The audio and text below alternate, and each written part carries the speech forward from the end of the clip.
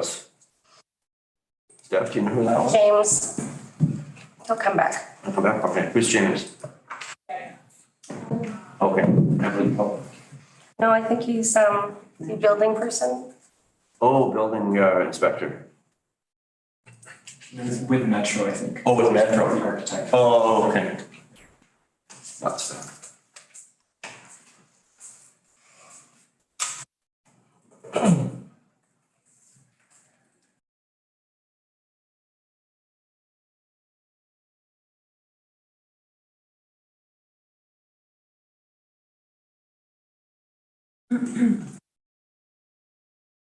We're good. Okay, should I? Oh, James wouldn't have been on that email then.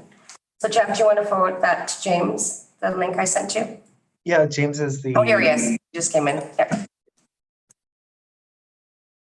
Okay.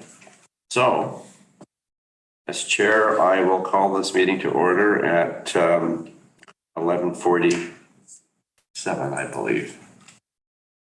AM. So approval of agenda. I'd like to add a late item.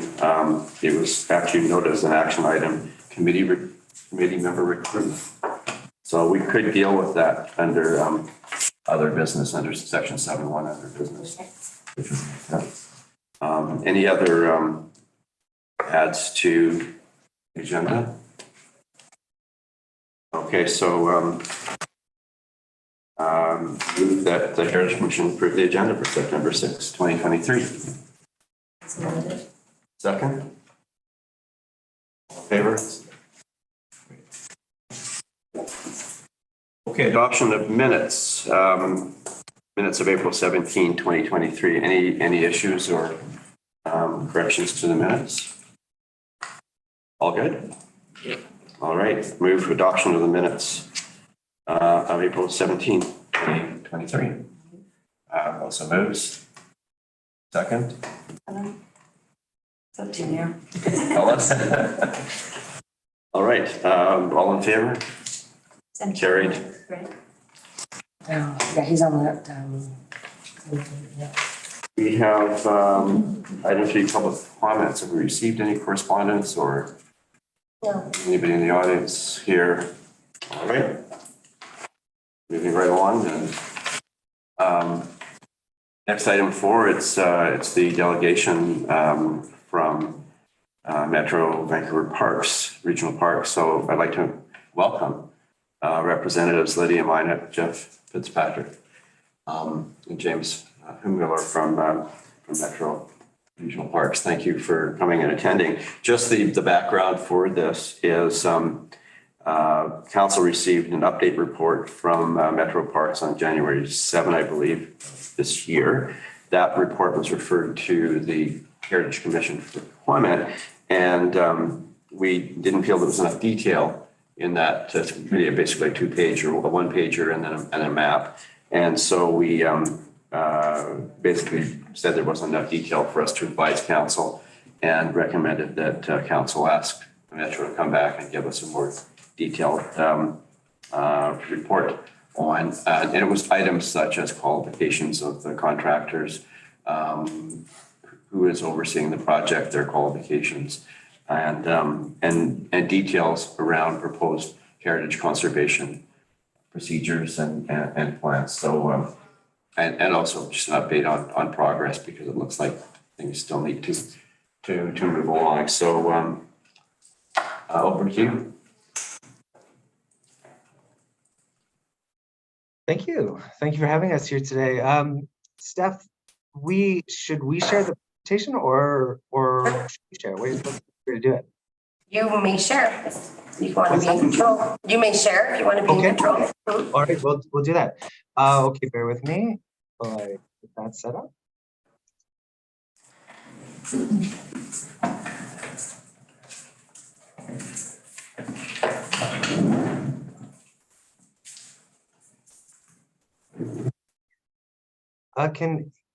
Steph, can you see that? Okay. Yeah. That's good. Great. Okay. Well, yeah, good morning, and thank you to the commission for having us here today and requesting we attend the meeting and provide an update. We're happy to be here. My name is Jeff Fitzpatrick. I'm the Division Manager of Regional Parks Design and Development. We do have Lydia Minot here. She is our landscape architect and project manager for this, responsible for delivery of this project. She's a talented and experienced landscape architect. We also have James Hummler joining us today. He is the project architect, our heritage architect, who's led the design work and is working with Lydia to oversee the project. Yeah, James is part of the professional consultant team. Like I said, that includes structural, civil, mechanical, and electrical engineers, landscape architects, arborists, and others who develop the design and are ensuring that the project is constructed according to the contract documents that were approved by Bowen Island Municipality. James has lots of great experience, and he'll be speaking a little bit later on, as will Lydia. We've got a, there we go. We have, yeah, a fairly brief presentation today, but we did want to provide an update, of course. So just an overview of what we'll be speaking to. We'll talk about some the project process, some updates. We'll talk about the scope, a quick recap on the goals and the concept that was approved during the original planning phase, and an overview of the character defining elements of the Davies Orchard, as well as the approach to conservation. Lydia and I will speak to those items, and James will walk us through the approach taken in the cabins, and we're happy to answer questions.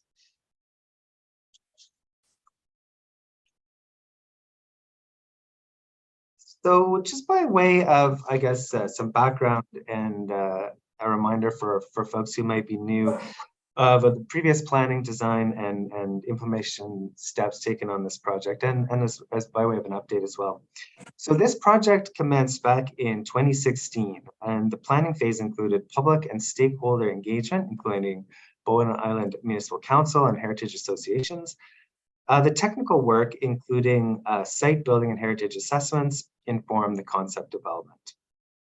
In 2017, the Metro Vancouver Board approved the concept that Lydia will speak to in a moment. The implementation of this project is phased. Phase 1 includes upgrades to 5 cottage buildings and servicing improvements. Design and implementation of phase 1, or design of phase 1 has been completed, and this included detailed design and municipal permitting and approvals, as well as a public tender and contract award. Phase 1 is also the successful recipient of a provincial grant from the province's Community Economic Recovery Infrastructure Program. So in 2021, Metro Vancouver submitted building permit drawings to Bowen Island Municipality and received a permit for construction. Tendering the project followed this. Late in 2022, the contract was awarded, and phase 1 is now about 50% complete, with the site servicing completed, framing to cabin 14 and roofs completed. Staff and the consultant team manage contract administration, including approving submittals and inspections and site. Lydia being the lead staff person and James being the lead architect on the project. Phase 2 includes site and public space enhancement, including improvements to circulation, trails, parking, some new amenities such as picnic space. In 2024, work will commence by confirming and ground truthing the board approved concept plan and establishing funding for phase 2. Just by way of a reminder again of the sort of guiding principles of the project, the project goals, which were developed during the planning process in 2016, 2017, 2018, are up on the screen there. They're as follows: to improve public access and use in the Davies Orchard area, to better integrate Davies Orchard into Crippen Regional Park, and to celebrate the unique heritage of the site. I'll turn it over to Lydia now to speak to the next couple slides, and then over to James. Thanks, Jeff, and thanks for everyone's patience and troubleshooting to get me here. So thank you. Yeah, I just want to recap on the concept. So this is the concept that was developed through planning and engagement and approved by the Metro Vancouver Board in 2017. So the concept design ensures that the heritage defining characteristics at Davies Orchard, as identified in the municipality's Community Heritage Register, are retained.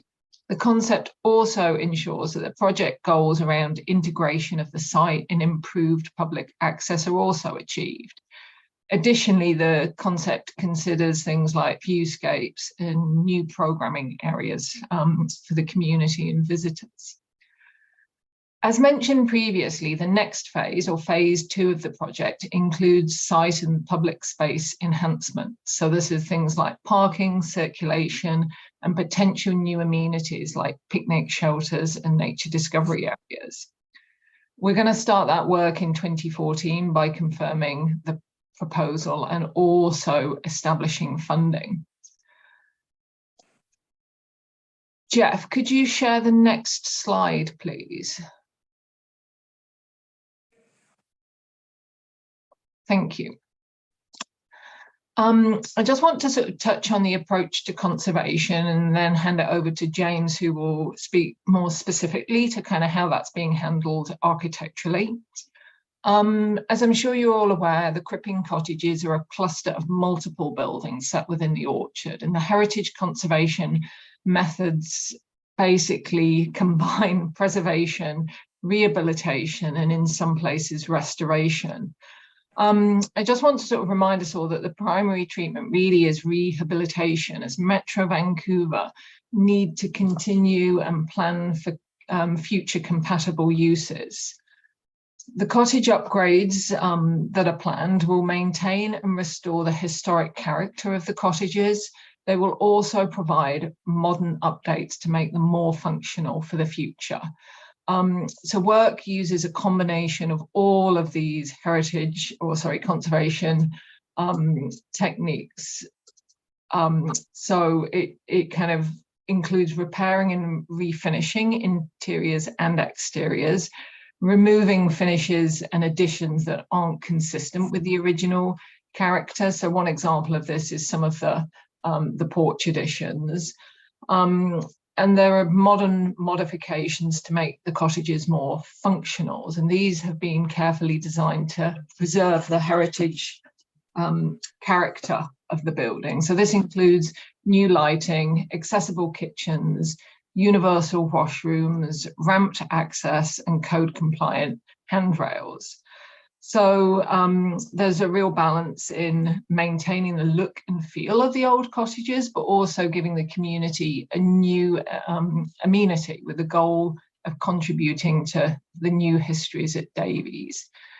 I'd like to pass you over to James, who is the architect on the project, and he is going to basically speak specifically to the buildings and how we're achieving this. So thank you. Thanks, James. Yeah, so thank you, Lydia. So just to give you a sense of my background, so I'm an architect and I'm also an archaeologist. I've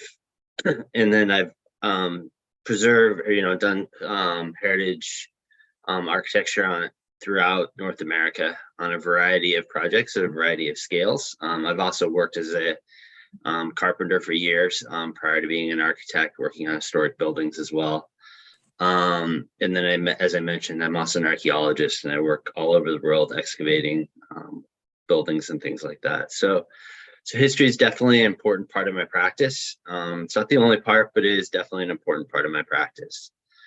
Davies Orchard was obviously a very exciting project. I understood from day one how important this project was to the community. And, I thought it was an opportunity to, one kind of vision we always have for historic buildings is how can we tell the story of the place? And that really was the foundation of how we approach these buildings. So, we wanted to rehabilitate the cottages while maintaining traditional construction where feasible. And then the second kind of goal was to install modern services. And I'll speak to these two items in the next couple of slides. Jeff, if you want to go forward. So like I said, we want to tell the story of the place in 3 strategies. The first one is maintain the original rustic character of the cabins. So we'll talk through some of the kind of existing details and what we're trying to either match or recreate. The other one is to acknowledge that the lived experience of the cabins is more than just the original construction. So these cabins have been part of the story of Davies Orchard much longer than they were the resort that they, initiated their construction. So each cabin is different. And we've had to treat each cabin a little bit differently because it's had a little bit different story. There's additions, there's been modifications. And so rather than taking each cabin back to some sort of original state, we've accepted some of those changes, whether it's programming, some are public programs, some are museums, or if it's actually the physical nature of the buildings. And the last one is the modern services, adding new features. So again, we wanted to add these new features, but in a way that didn't take away from the kind of historic story of the cabins. So adding new guard handrails for more accessibility, adding new ramps. 4 of the cabins will be fully accessible, including an accessible short-term stay unit, cabin 18. Only cabin 19 we could not get fully accessible because there just wasn't a way to get access into that unit. So this allows these cabins to be enjoyed by everyone, which I think is an important part. There's also the problem in installing modern services. We'll get to that. Actually, I'll hold off on that right now. I just want to talk quickly about the kind of historic character of the cabins, and we really used Unit 10 as the model, and that is what we are referring the contractor to when they're looking for materials, looking for paint colors and things like that. We're really trying to match the using Unit 10 as kind of the typical prototype for the new installations. There's some interesting features for Unit 10 that I think might be contradict what you think about the building. One is that all the framing is exposed on the interior for all but the living room. So this is a typical bedroom, and what you can see is you have the exposed framing, 24 inches on center. And then what you're actually seeing is not a sheathing material, but it's the actual siding. So if you go to Unit 10 and look closely, you can actually see directly to the exterior of the building. This cabin is also unheated. These cabins were heated by a wood stove in the living room. And so originally they were uninsulated as well. So they would have gotten quite cold in the winter, assuming that this was kind of designed around summer activities for the resort. And so these are important things to take into consideration when we design the project.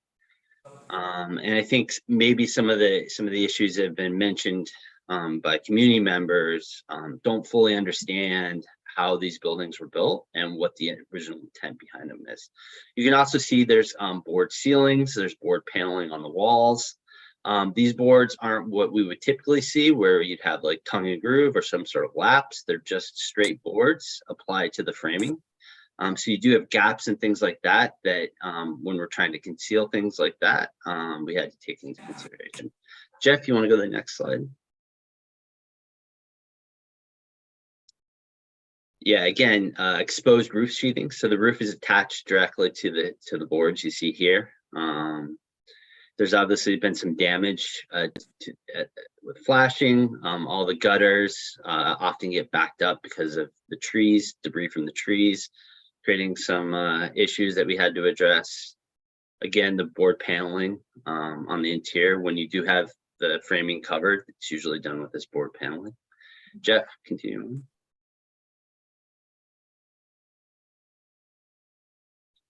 Yeah, and then there's been some modern services added. You have electrical panels, you have lights, you have exposed wiring. We are removing the power lines, overhead power lines. Obviously everyone knows what kind of fire safety hazard overhead power lines are.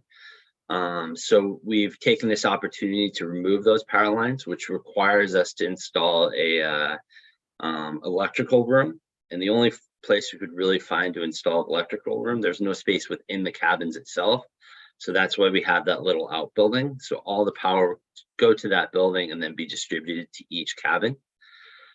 This allows us to remove the overhead power lines and risks of branches and things like that falling on them.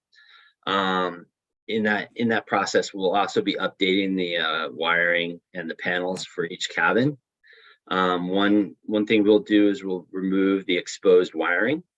So the wiring will, if you know, obviously the framing's exposed, so it's a challenge. So if we do have locations where that occurs, it'll be put in conduits.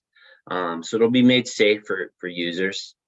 We're also, with the lighting, the exposed bulbs you see here aren't designed to be exposed in that way. But obviously there's a desire for a certain aesthetic. So we found manufacturers that provide similar looking, kind of, I guess, rustic character lighting fixtures, but ones that are actually designed to have the bulbs exposed and things like that. So just, again, maintaining the original character, but making some substitutions to kind of make it safe for everyone. The other issue is we do have to, where possible, improve the seismic performance of the cabins. We can, you know, we're maintaining the existing foundations. We're not putting in new foundations or anything like that, but where we can make improvements, we are making them. So that includes adding a lot of metal brackets and things like that to tie the framing down to the foundation. The other change we needed to make was in unit 19, we removed the chimney. Masonry chimneys in seismic areas are very dangerous. And, you know, while we love masonry chimneys, there's no way to make them safe from a seismic point of view. And because unit 10 is for short-term rental, that means people are sleeping in there. It presents a kind of, it's too much of a risk to maintain that, the brick chimney. So unfortunately, we need to remove it. Because unit 10 is a museum, and will only be used during the day, there's no one sleeping in there, we felt more comfortable leaving that chimney in place. And, you know, really at least preserve one cabin that has the original kind of infrastructure that would have been there. Jeff, you want to go to the next slide? Yeah, so again, just showing you kind of the some of the challenges. Again, the wood paneling on the walls. Obviously, the ramp is not accessible, so we need to put in an accessible ramp. There's no handrails. It's actually a little too steep. And then, you know, we do have to make accessible washrooms. So there will be 2 new accessible washrooms for the public, one in cabin 20 and one in cabin 14. Obviously, that requires modern fixtures as well. And then cabin 18 will have a accessible washroom with an accessible shower to make that unit fully accessible. And then also we have to install, you know, modern appliances. And, you know, these cabins didn't have modern appliances like a oven, refrigerators, and things like that. So those will be installed, and we're going to try to do it in a way that, you know, it's understood what's new, and what's old is preserved as old. And so you can really read the story of the cabins, both, you know, in their history and then in their kind of use for future generations. The handrails, we need to raise the handrails for all the patios. Obviously, doing that in wood would have changed the proportions of the cabin significantly, in a way that we felt would have damaged the character of the cabins to have a higher guardrail. And so we've installed a very minimal metal handrail that will be very minimal to provide the safety that's needed for the facility, but not really change significantly the proportions that are important to the historic character of the cabins. Jeff, I think that's it, but yeah.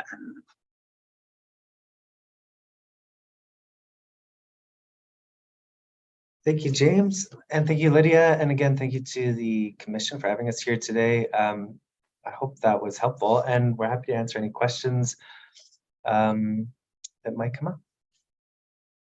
Yeah, actually, can I just add one more point to that? course. Is just in terms of what you're seeing in construction, you know, a lot of what's been occurring to date has been more service related. So we're bringing new water in, like I mentioned, we're bringing new electrical in. That kind of civil work takes a long time to do. So it kind of looks like things aren't really moving on site, but that's because a lot of the work is being done in the ground. And once that work is done, then we can get access to the cabins and the carpentry and things like that. We'll start moving hopefully a little bit faster. But it is always a little deceptive because it just takes so long to do those civil infrastructure installations. So that is probably why you're seeing not a lot of progress. Maybe with the cabins itself, it's mostly because we're getting the infrastructure set up so that we can kind of finish the cabins. So. Okay. So as chair, I'd like to thank you all for taking the time to make this presentation to us and probably to pull the presentation together as well. So that's much appreciated. Will you be making that presentation available to Council and the Heritage Commission for their review? We I have believe it. We have it? Yep. We have it. Oh, we have Yeah, it. it'll be in the revised agenda packets. Okay, that's perfect. Thank you very much. And then another question I had is had you seen the email that an independent contractor on the island had sent to some council members, staff, and some commission members about what he thought were building deficiencies on the site?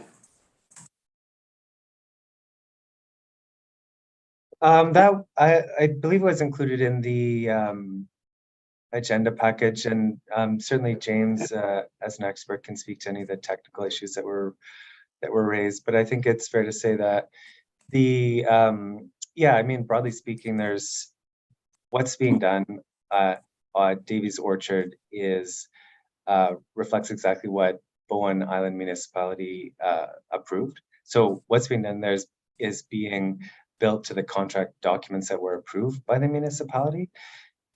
It's overseen by James, and James and Lydia are working with a team that includes engineers and others who have to review and sign off all of the project as it moves through the process. So yeah, we can certainly James can speak to any sort of specific questions that came up, but I think the letter might be reflective of sort of a look into the site without a full context or understanding of what was approved by the municipality and what state the project might be in.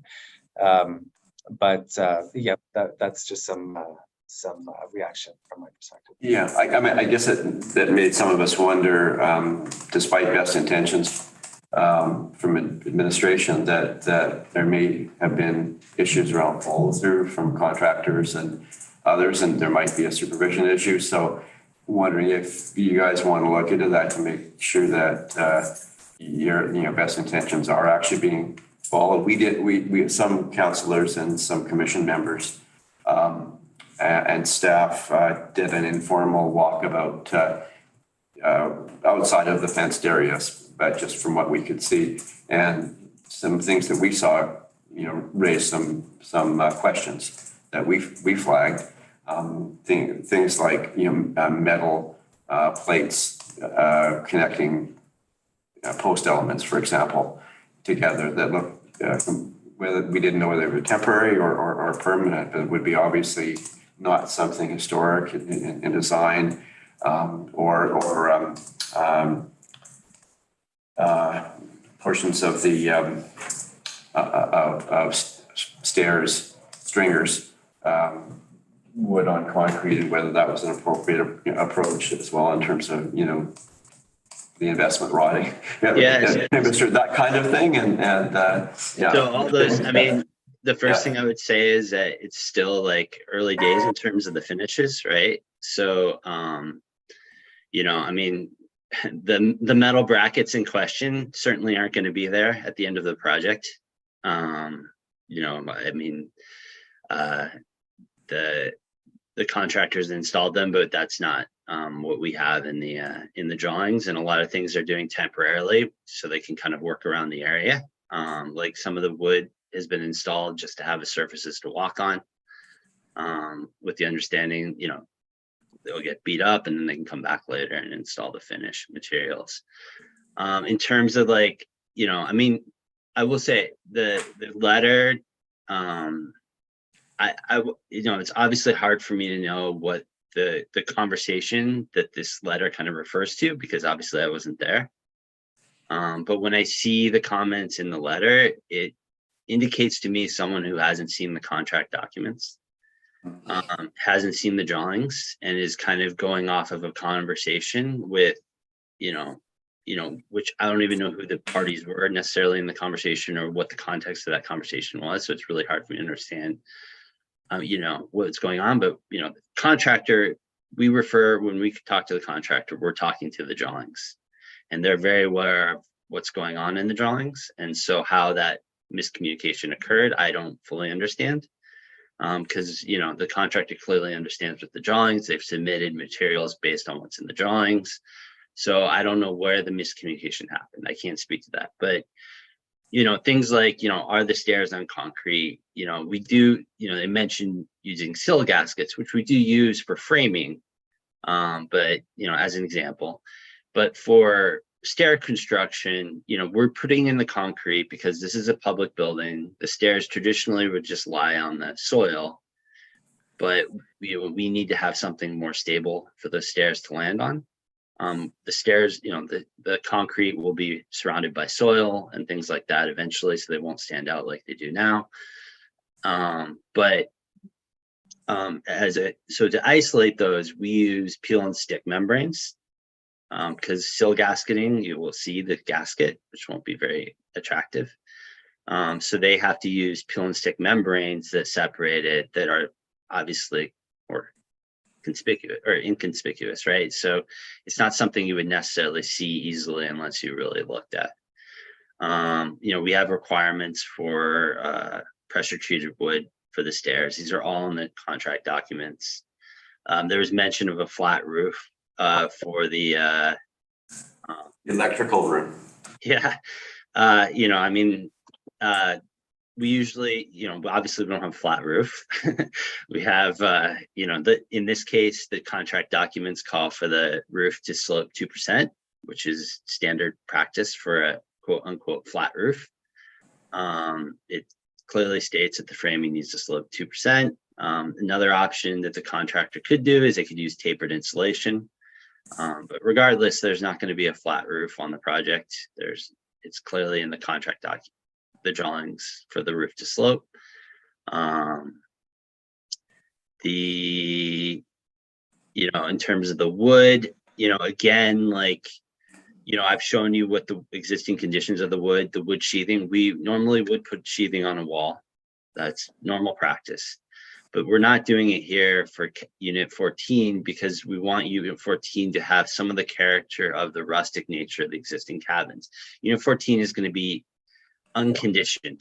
It's except for the washroom, we'll have conditioning in the washroom, but the rest of the cabin is going to be unconditioned, and it's going to be a public venue for people to use. And it will have exposed siding on the exterior, just like the old cabins. It'll have exposed framing. It's all going to be painted. You know, I know there's some concern about the amount of framing that was removed and things like that. The contract is to balance everything, you know, against things like lead paint and some of those concerns. And so they felt that just the effort to restore the siding balance against the exposure risks of lead paint, they felt it was easier just to put new materials in. That's their choice. You know, they have to manage the safety of the site and the health of their workers. But the cabin will be restored. It will look very much like Unit 10 when it's done. And the modern paneling that was mentioned, that's probably what that probably is the interior wood paneling. that will go on the interior walls, just like we showed you in those images. So it's matching that, but we can't do the just straight boards because we're actually trying to conceal wiring and things like that. So we need to do a lap so that you can't see into the wall and things like that. So, you know, so it is a modern paneling, but we're trying to kind of mimic the original, but doing it a little bit differently. So We were somewhat shocked that cottage was almost, it looks like it's going to almost be a replication with all new materials. And we were interested to know what assessments were done and whether there's reports or whatever on assessments in terms of, conservation practices is you try to salvage as much as you can that's usable. If there's lead, I guess you scrape it off. So it didn't look like any of the siding was retained. What about the windows, doors, fixture? Those will all be reinstalled. So all the fenestration will be installed. The doors and windows will all be installed back into place. The siding, like most of that cabin actually didn't have siding. If you look at the original, the front did, but the siding was in such poor condition they felt to restore it back to a point where it was functional, while also removing it to replace some of the framing. Just wasn't feasible. I mean, obviously I would, I always would try to save everything. But we have to balance it against health and safety. There is lead paint in all the paint. It's fine for most of it, but when you're talking about a significant amount of peeling paint and things like that, they just felt like it was easier to replace it or safer to replace it. The biggest thing with that cabin is, we're trying to preserve the wood floors, the fir wood floors. The back addition we've largely been able to preserve, but that's also an addition, so it's a little bit different. So yeah, I mean, I would have hoped to preserve more of the siding, but they just didn't feel like they could do it safely. But we are preserving all the windows and everything will go back, and the doors and things like that will go back into the cabin. We're going to maintain. There's no, we're not installing new doors or windows in any of the projects. We're maintaining all the doors and windows. So I just have one more question, and I'll turn it over to if there's any questions from the rest of the commission. So that, irregardless of what the contract specifications are, there was a feeling amongst us walking around that electrical room really should have a significantly pitched roof and have some design. New construction needs to be distinguishable. That's, part of conservation standards and guidelines, but it should also be contextual. And we just didn't feel that box was contextual to the site, and be interested in how one might reconsider the design of that building.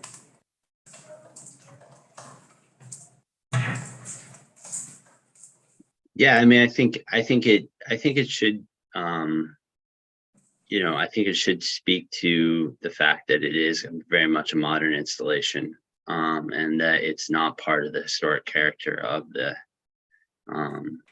place. I mean, we want it, I think the concern I had with doing a pitched roof is that I feel like it drew attention away from the cabins, and it competed with the cabins and made a building that really should be background more important than it needed to be. And so my desire has always been to celebrate the history of the site. And I felt like making that building, we certainly looked at sloped roof options. It's not that we didn't look at it, because, that traditionally is what's there. But we felt that any sort of sloped roof, it just competed too much with the existing cabins and really kind of was detrimental to the goal of celebrating those cabins. So that's why we've taken the approach we've taken. Again, to us, it's more important to make sure that those cabins are really kind of expressed, and that they're kind of the identity of the place. So I'm going to open it up to Other members around the table, any other questions or comments? Alex had his hand up. Alex? First of all, I wanted to say I appreciate the work that you guys are doing with the accessibility upgrades and understanding that there's a complicated balance there between preservation and modern fixtures when it comes to that. I did have two questions. One is about the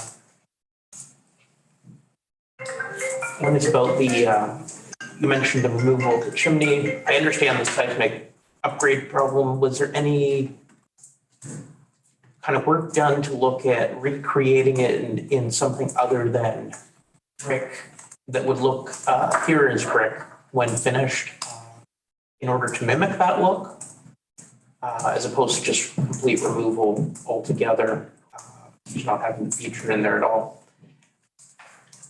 My second question is just about I'm not sure what you call it, it's out on the walk. It's the thing at the bottom of the cottages. Skirting. The skirting, yes, thank you. And just about the dimensions not being modeled after skirting that was replaced later and not modeled after the original skirting. Yeah, the lattice work at the base of the cottages, we were wondering if that was actually the profile of the original lattice work would have been. It was quite wide compared to what would have been not used in the 1920s, but we may be wrong about that, but it might be worth looking into that.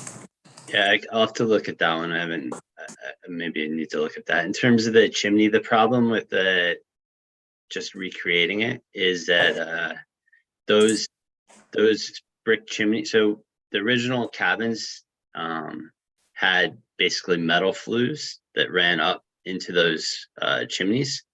The brick portion of those chimneys was supported at the roof or at the ceiling framing.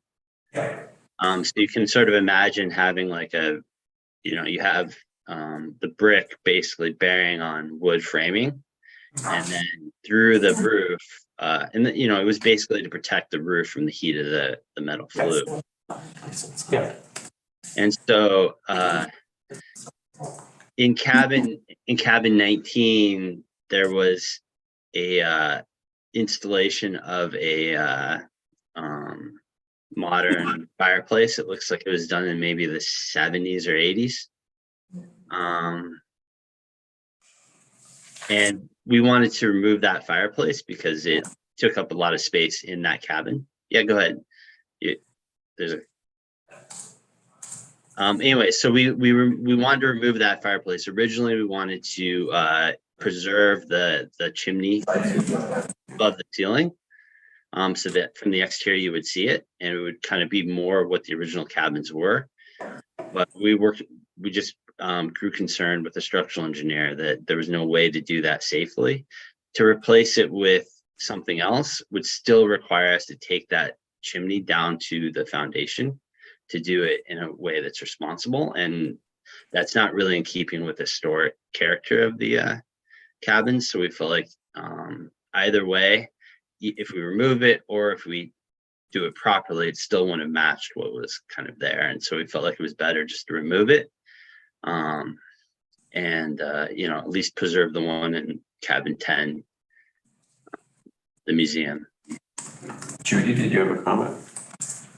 With respect to the fireplace that's in number 19, that was built by a man by the name of Doc Crookall, and he and his father were on the original crew with the Union Steamship Company, and they overwintered in that cottage, and they were bricklayers, and they installed that fireplace, and that particular chimney was resting on the bricks that were in as part of that fireplace. So they weren't resting on any kind of wooden structure like the oil burning stoves that used to be in the kitchens. Those had bricks on wood structures. And most of those had come out of the cottages when the wood stoves went in. So are you saying that the fireplace inside number 19 has been removed? Because that was one of the specific heritage features in the Heritage Registry as an interior feature. James? Yeah, I'm saying that the fireplace was removed. Was removed. All right. And the siding that's been removed from cabin 14, there is apparently a mill that was used for the development in King Edward Bay, and the contractor for that project specifically had a sample and had a mill create the, whatever you call it, the design for cutting out all that paneling, and used that extensively in the development in King Edward Bay. So the exact siding is available. And my understanding is that from Robbie's talking with the site supervisor, is that even though he's been given those details, that there's been no effort made to find that replica siding so that that can be used. So when you say you're celebrating the unique heritage of the site, I have some questions in terms of why there hasn't been a discussion with locals in terms of, and there's still people on the island that have lived in those cottages and know the details, why the fir floor in number 14 is exposed and hasn't been protected the whole time that this dismantling of 14 has been going on, and even now when the rains have started. In terms of the posts in the museum cottage and how they've been, if you've been doing site visits and this contractor has replaced 3 of the posts in the museum porch and then chopped up the 4th one and put the metal bracket, I don't understand how you would check that off as reasonable and why that hasn't been replaced. There's a great long list of concerns. So just to address the siding, I mean, the contractor needs to match the existing siding. So, you know, their responsibility is to match that existing siding. There's no alternative that we'll accept in terms of what's installed in that siding. In terms of the posts, I mean, what you see is not acceptable. We can, you know, I mean, the contractor understands that. We do need to connect the post to the foundation for seismic reasons, but it doesn't need to be that. That's not the solution. You know, they're not at a point where they're looking at finishing the carpentry for those cabins. And so they just haven't readdressed that issue, but it's definitely something we've brought up. And the wood flooring, you know, if they're actively working, it's hard for them to protect it, but it should be protected. And we've mentioned that many times to the contractor. And they have put tarping when I've been there over that flooring. So it should be protected. And we're taking that very seriously. I mean, we're taking all of these things quite seriously, you know. I feel like there's been a lot of speculation in terms of how things are going. But if you look at our contract documents, the intent is that they match the existing detailing. There's no ambiguity about that. So for clarification, it's not just where the posts are landing. There are some posts that have been, I guess, cut in half with new wood and old wood, and where that joint is between the two, again, it's this metal strip that's been stapled to keep the two pieces together, and that seemed unacceptable as well. So it's something that should be certainly checked out. And equally unacceptable to me. Okay. It's 100% unacceptable. I just want to be sort of clear in terms of how our site reviews and inspection are carried out. So our consultant team inspect the site regularly. We also kind of manage a lot of the correspondence on the site through a portal called Procore that's, you know, so we share a lot of photos. In terms of how that deficiency review is carried out, you know, we raise things on a rolling basis. You know, we're essentially building an end of contract deficiency list kind of early.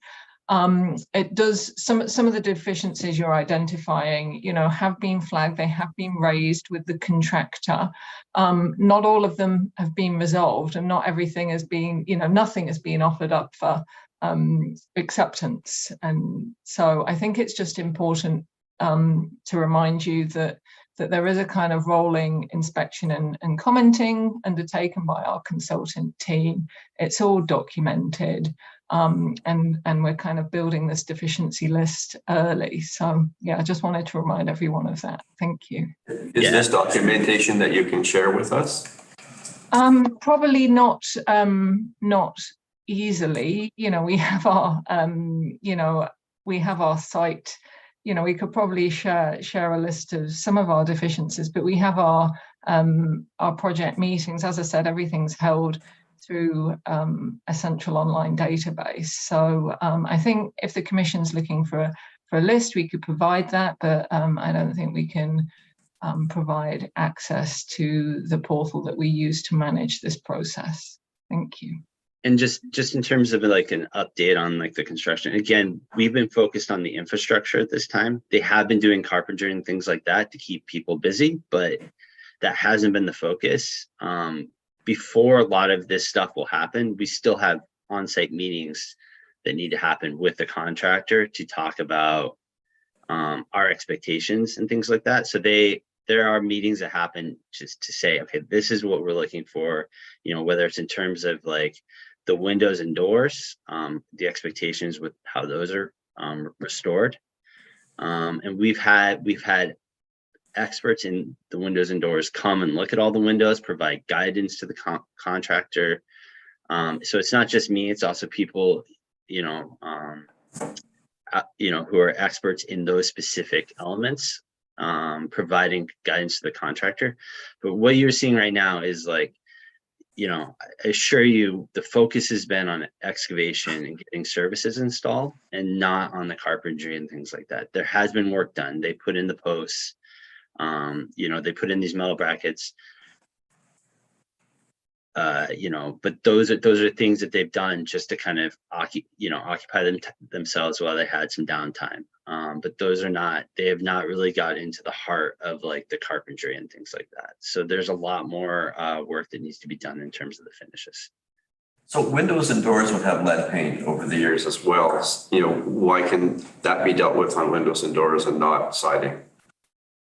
It's a lot more minimal.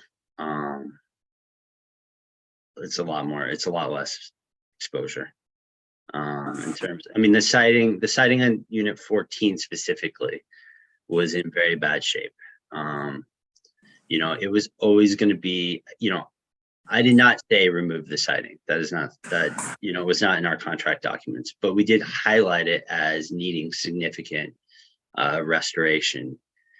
Like we have a scale. So there's a scale that we use in terms of painting and for restoration. So it's like a number scale 1 through 6.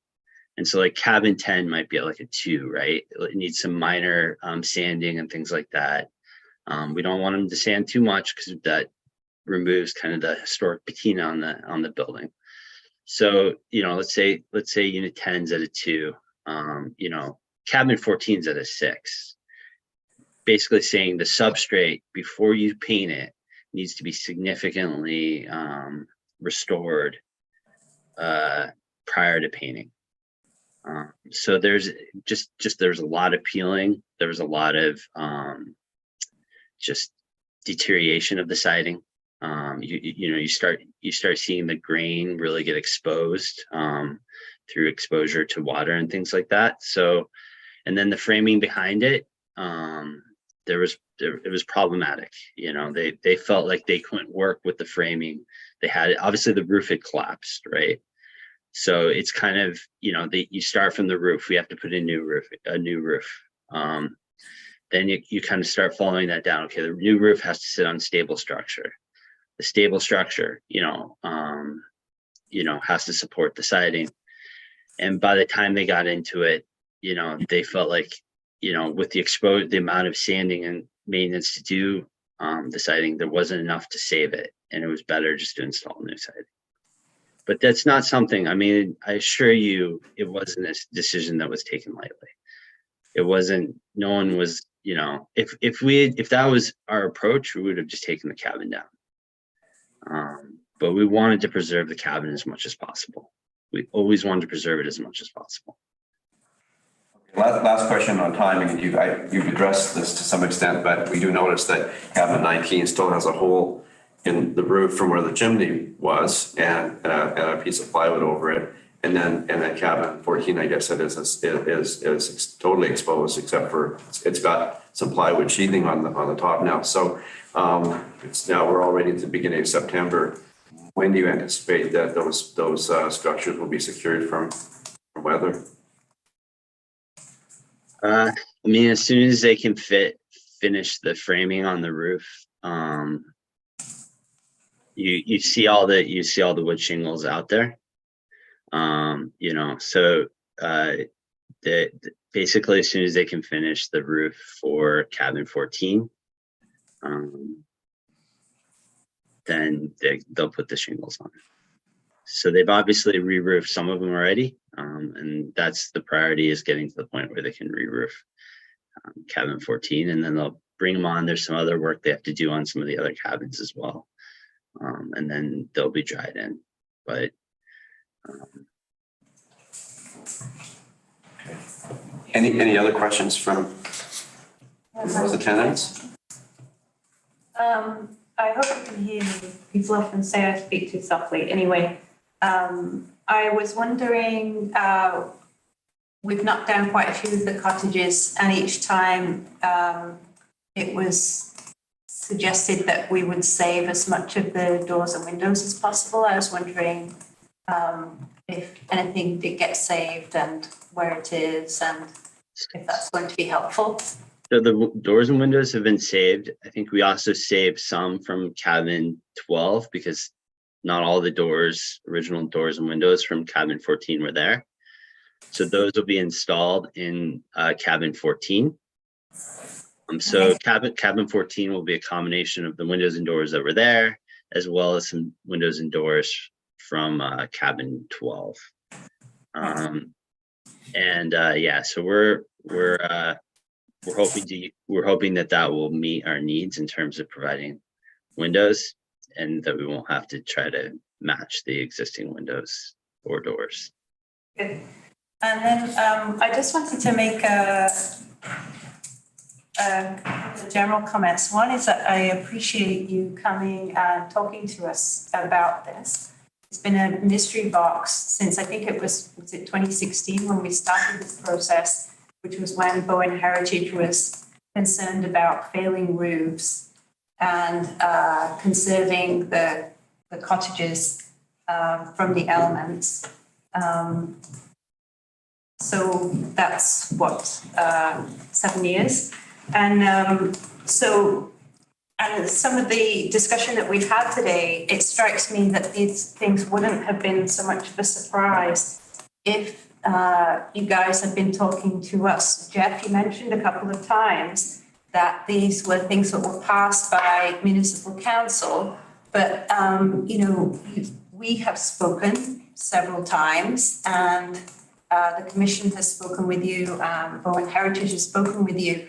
And so you know that the Heritage Commission and Bowen Heritage and other groups on the island have a level of expertise and knowledge of these cottages that the municipal council simply doesn't have. And if the communication that we as an organisation and Bowen Heritage have been asking for through that time had been a little more extensive than it had been, we could have supported that decision-making process so that perhaps in some cases different decisions were made, and that the decisions that have been made didn't come as an unpleasant surprise.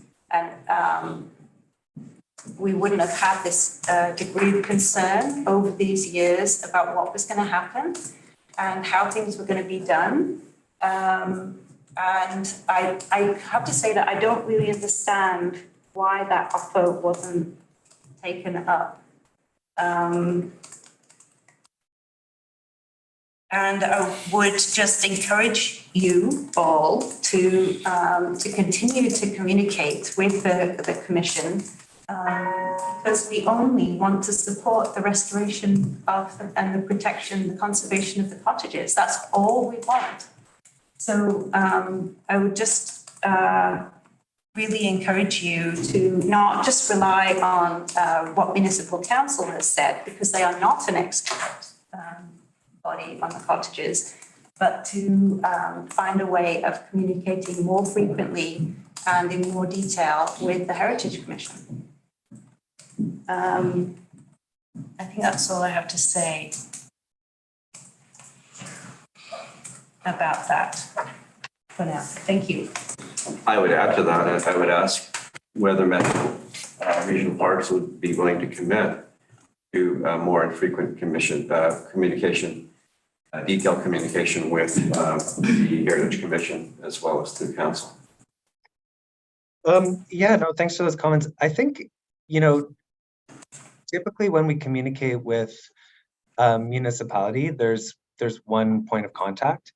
And so as I understand it, the Heritage Commission is an advisory group to council. So typically we would flow through staff and we would flow through council. And in most municipalities, there's sort of an internal referral piece where the scope of the Heritage Commission is guided by council and they're getting the information they need. So we're happy to provide regular updates as we go through this. But we would certainly look to Bowen Island municipality and staff just to establish that one point of contact. So we're not talking to mayor and council, we're talking to staff, talking to the Heritage Commission, just so there's a clear understanding of mandate and who's speaking for the municipality, and all those things are quite important as well. Fair enough. Yeah. Great. I think that, sorry to butt in again, but I think it seems to me that it would be possible to separate out where decisions have to be made, and obviously that's the role of municipal council, and where there is like a perhaps less formal advisory role that the Heritage Commission could play in getting you the best information that you need for what's happening, and in that interpretive role with municipal council. It doesn't seem to me to be necessary that the Heritage Commission needs to be like a decision-making body with Metro with respect to the cottages, but the commission does have good access to good information about the cottages and good access to understanding about what's happening with them. And it doesn't seem to me to be beyond that collective wit to be able to take better advantage of that through this process, particularly as we seem to be at a fairly critical point in things being taken down and put back up again. A really good example would be Judy's comment earlier on that there's a contractor on the island who has the exact specifications for the profile for the drop siding for the cottages, and if the contractors could go out and source something from a commercial supplier, but maybe it's we can provide that detailed information that allows the exact profiles to be used and matched. I think that's certainly an example, and also information that Judy had on that original fireplace. So we can provide that on the ground detailed information in the way that going to council at a high level isn't going to provide.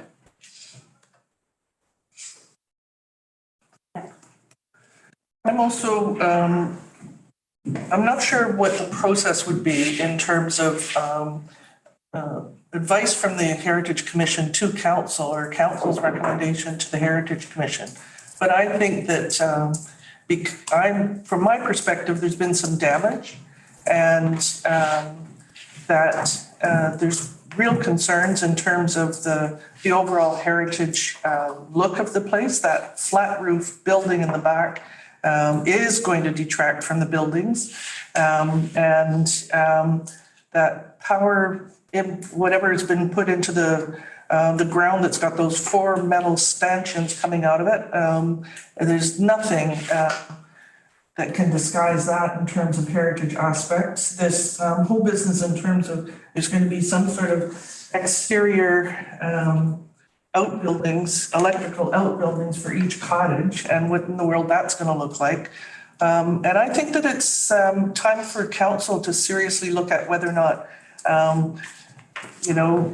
when I thought about the words that I would use in terms of having this first conversation with any of you about this project, was the whole issue of trust and expectations and values and shared values, and whether or not there's supervision. And this is public funding and all the issues about quality, both with respect to the amount and the kind of work. There has been some carpentry done, and it has been done poorly, regardless of all the infrastructure digging and excavation and all of the concrete work. The concrete work has been done beautifully, but it is horribly out of scale. And the materials that have been used so far, and I understood from conversations that Robbie had with the contractor that were going to be obtained with respect to the siding. So I think that we need to start looking at whether or not that should be a heritage conservation area with strict guidelines and some more and better relationship with respect to what's happening in that project. The whole idea of there being phase 2 with that picnic area, the observation deck, is absolutely nothing to do with any of the heritage values from Davy's Orchard and the time that those cottages were built. So I think that if there's ever going to be a reckoning, if there's ever going to be salvaging of any part of that heritage precinct, that originally, when GVRD bought the land that they had very much bought into as protecting and worth protecting, we have to up the ante. And so it's very nice of you to come here today and give your reports, and I'm not sure that I want to go so far as to say patronizing, but it certainly feels like you're trying to tell me what I am supposed to understand about Davy's Orchard. And I need to tell you that there's people on this island that were here when that place was built. And people like myself that have lived in those cottages, and I restored one of them.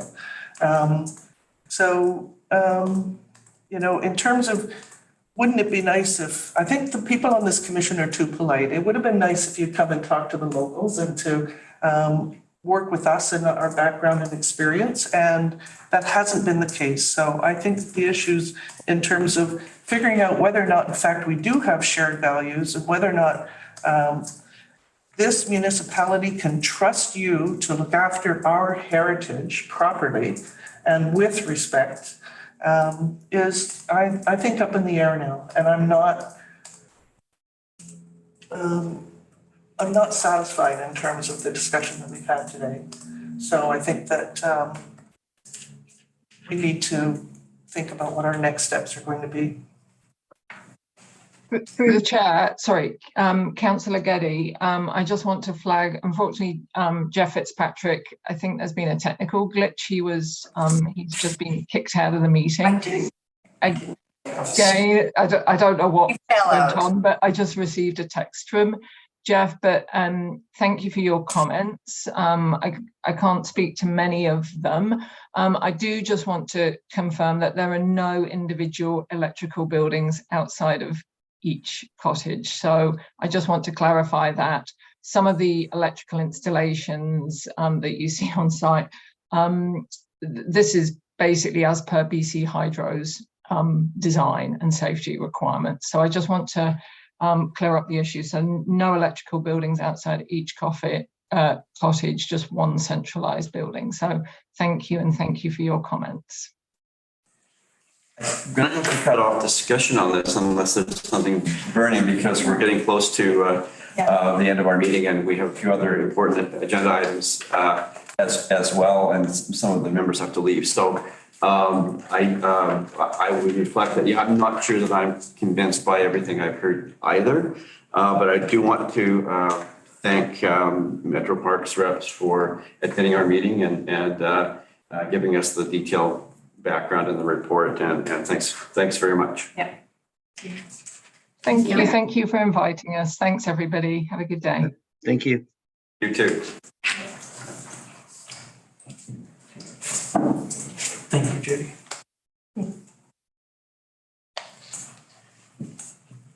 Okay, so James, okay. So what I would suggest is that we need to approve the Heritage Strategic Plan.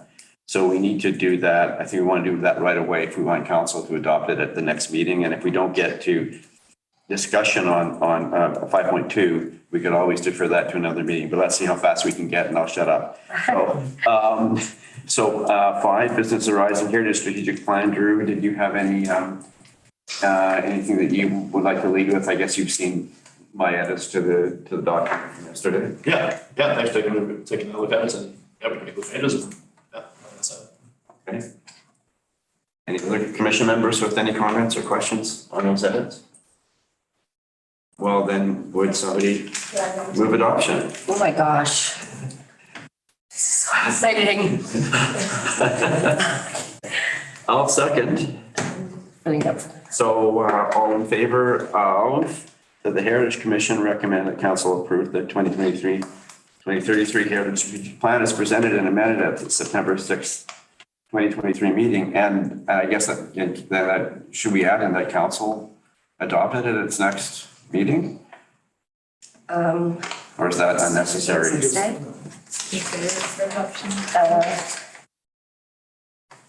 Yes, sure. Okay, and that council adopt the Heritage Strategic Planning at its next meeting. So that's amended. Well, that will be September. It doesn't, September 11th. Oh, coming up quickly. no, we're not gonna rush it. It's been 10,000 years. So next, we'll make the deadline. So, yeah. Be considered for adoption, or is that too heady? So the next meeting after that would be, And we see that council consider adoption. 25th. Okay, people okay with that amendment? We don't need to specify the date. yeah, okay. We'll see what council. Okay, sounds good. So I'll call the question. All in favor? Aye. Aye. Done. Yay. Okay, 5.2.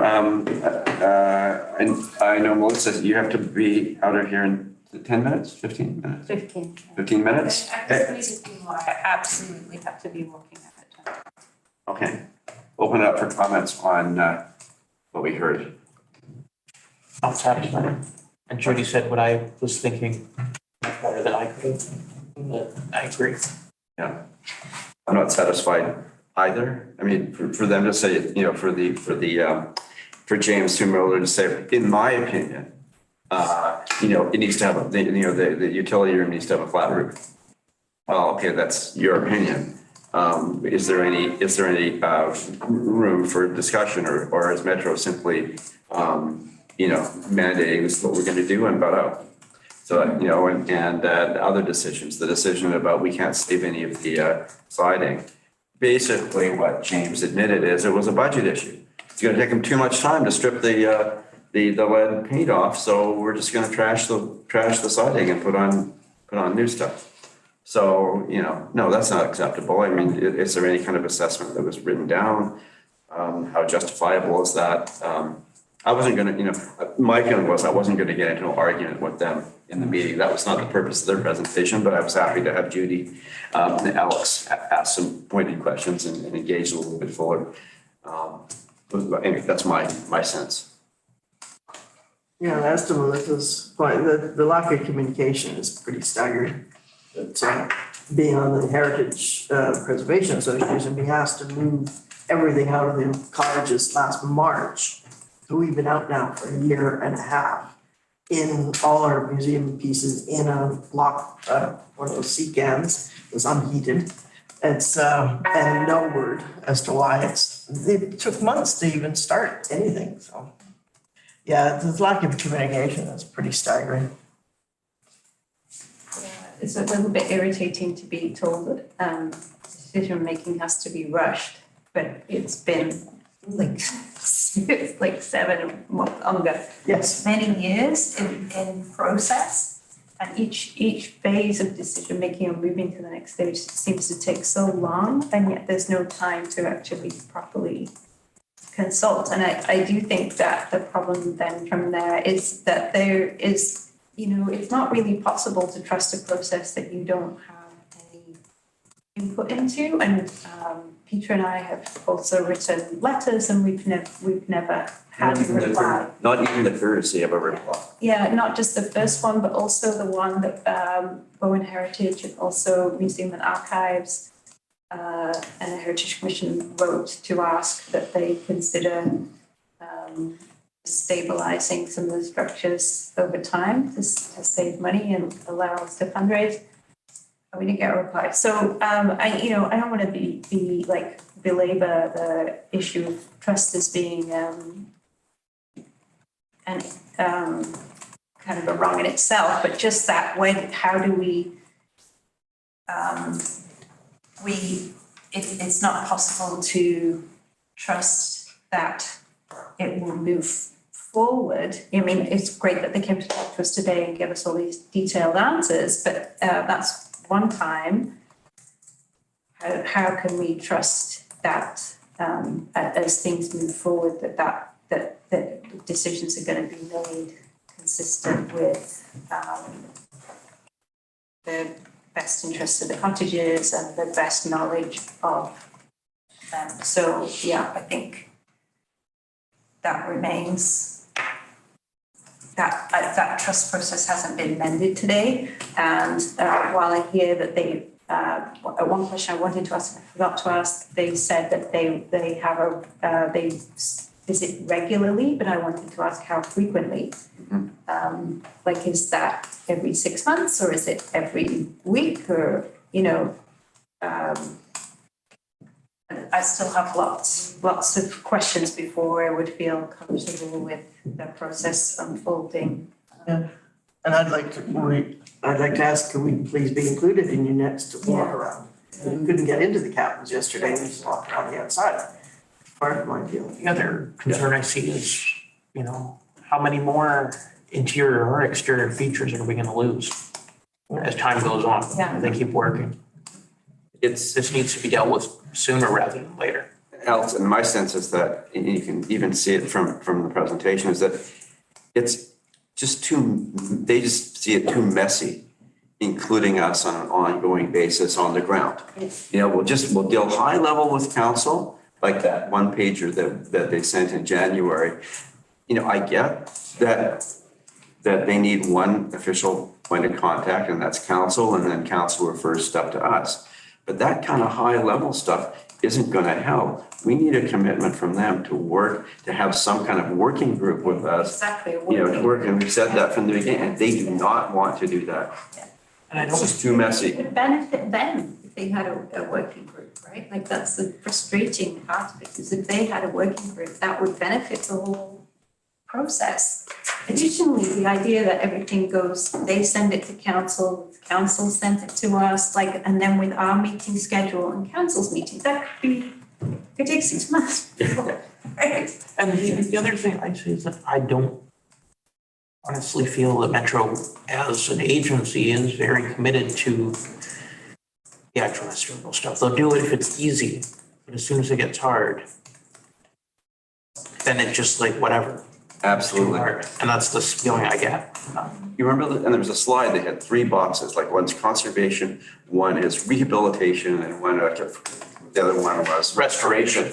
And he focused on the rehabilitation one, because rehabilitation is the lowest level of conservation. It involves what we call adaptive reuse. Yeah. So you adapt it for modern use, and so then you make more compromises in terms of the conservation. I get that. I mean, these buildings do have to be used, but it gives them the excuse that because it's adaptive, it's rehabilitation only, we're going to use a lower standard in making decisions. Like, is it too costly to strip the lead paint off the siding and put it back on again? So, that's where we are right now. So unless there are other comments, I forwarded 3 recommendations that were actually came out of discussion on that walkabout that were suggested that might be helpful putting before council. And I don't have them in front of you, but you would have them, Steph. I wonder, Steph, if you could read them out for On the screen. remember. Okay, perfect. Yeah, but we'd like to hear your voice too. Reload. I can read them out. I don't think I have 3, or let's see. There's 3. There's one regarding consultation, one regarding heritage inspection. okay. And one. Okay, so here we go. Can you enlarge it, Yes, please? yes. No problem. And if the form of this needs to be tweaked for standard council meeting procedure, I'm happy. So this is what I whipped off yesterday. So whereas questions have been raised regarding construction and conservation work being conducted by Metro contractors in Davies Heritage Orchard and specifically the Orchard Cottages. Oh my gosh. Down, okay, listed on Bowen Island Municipal Heritage Register, or maybe it's the Community Heritage Register instead of municipal. That one, so there's 3. 1, council requests Metro Park staff to commit to A, regular detailed reports to council regarding the progress and methodology of work on the orchard and cottages, and B, arranging periodic site visits with council, BIM staff, Heritage Commission members, and other interested parties, which could be I threw that in because it could be a consultant. Actually, it could be council and delegates, BIM staff, because a consultant would be a delegate. BIM staff, Heritage Commission members, and other interested parties to view and discuss progress of work. So that's the piece we've been talking about. 2, the council considered ordering a heritage inspection of the property under Part 15, Section 601B of the Local Government Act. And that was suggested during our walkabout. And 3, in support of 2, council consider engaging the services of a qualified heritage consultant to conduct an independent assessment of the work performed to date and provide advice to council as to any deficiencies meeting heritage conservation standards and guidelines, along with recommendations for remediation where necessary. So those are the motions. Comments on the motions? Adds? Changes? Pardon? I'd add a 4th potentially, but council. Would that be the heritage conservation area? Yeah. The council consider what would the word be? Creation, establishment of a heritage conservation area under section blank of the Local Government Act. That memorized? Covering the Davies Orchard and Cottages. Section 614. 614. Thank you, Judy. Of the local government. I think it'll be part Heritage conservation area. 15 seconds, 14. Just like above. Davies, include Davies Orchard and Cottages. Sorry, can you repeat that last part? Davies Orchard and Cottages. Conservation area, perfect. Okay, any further discussion? Adds, deletes, amendments? Hold on, discussion. Okay, since I put this forward. Chair. Yeah, I was gonna ask in 1B instead of periodic, say regular.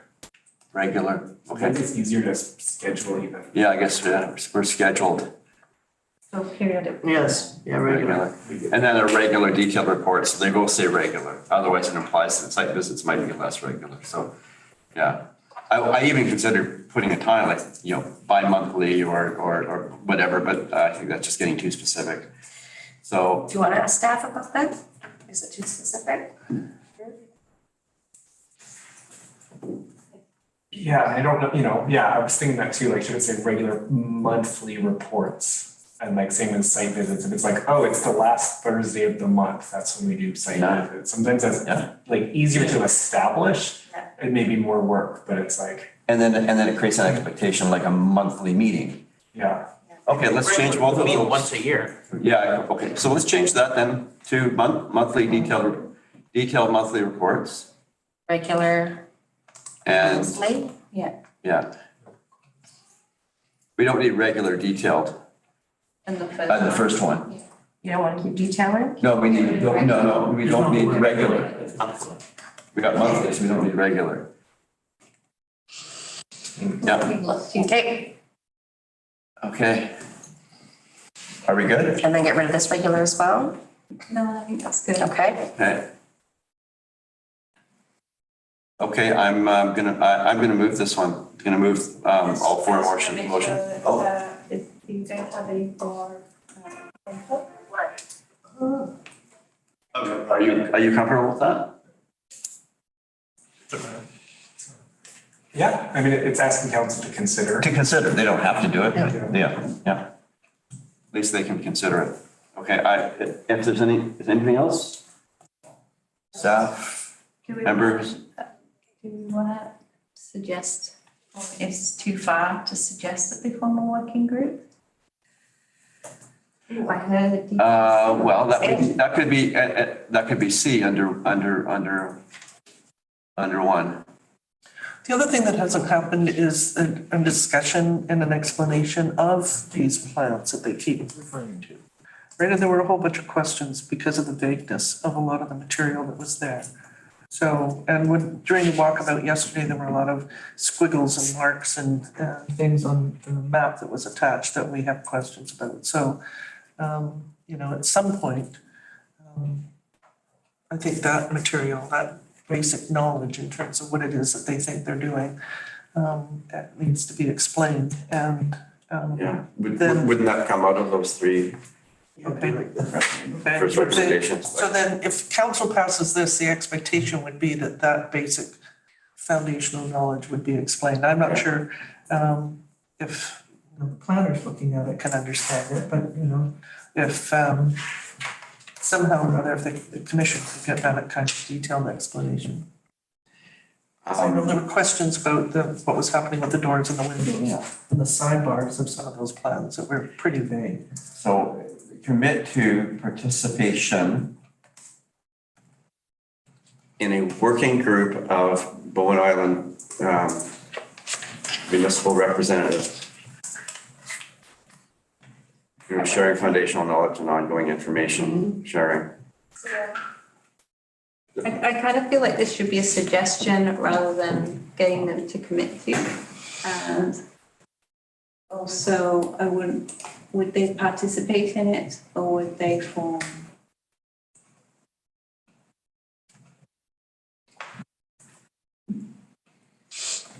I think they participate in it. But then it's under the purview of Bowen Island municipality. Yeah, in a. The grammar's wrong there. You form a working group or you participate in one. You suggesting? Yeah. Okay. Yeah. We just need to specify who's in the working group between Metro Regional Parks and Bowen Island municipal representatives. Well, I mean, to me, I think that they would have, to me, I'm regretting mentioning this now because Oh, the whole we thing. had we had a good set of, good motion there and now it's kind of complicated it. But, and so I think if it gets any more complicated, I think we should ditch it and vote on what we've got. Okay, you want to ditch C then? Okay, But I would have thought that Metro would establish a working group, which was an Yeah. advisory group that was under their control. That would be for their information, basically. It wouldn't be something that was controlled by the municipality. It would be something that they would do, and I think that they need to do that for their park interests on the island as well, if they're going to build trust.